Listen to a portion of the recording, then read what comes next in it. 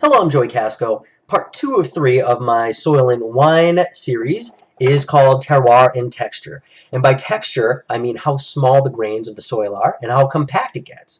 When you categorize soil that way, you get 4 categories of clay, silt, sand, and rock/stone.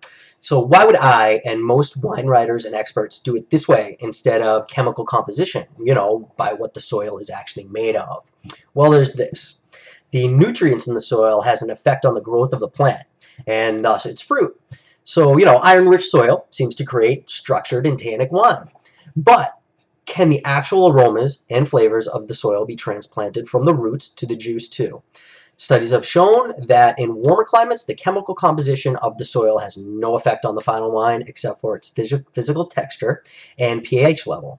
So it doesn't matter what kind of sand you grow your Cabernet on, it's just that it's sand, and Cabernet loves sand, and that acidity levels are where you want them to be.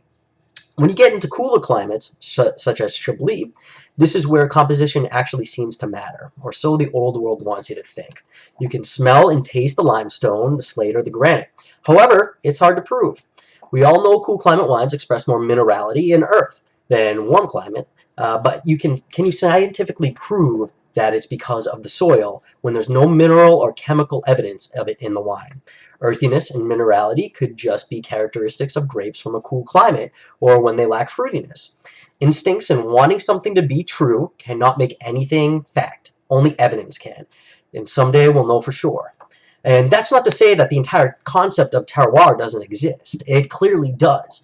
All the surroundings, including climate, weather, altitude, slopes, the angle of the sun, total daylight, water sources, and soil type, when combined with the local traditions in viticulture and winemaking, can contribute in making the wine from that particular spot different than any other place on earth.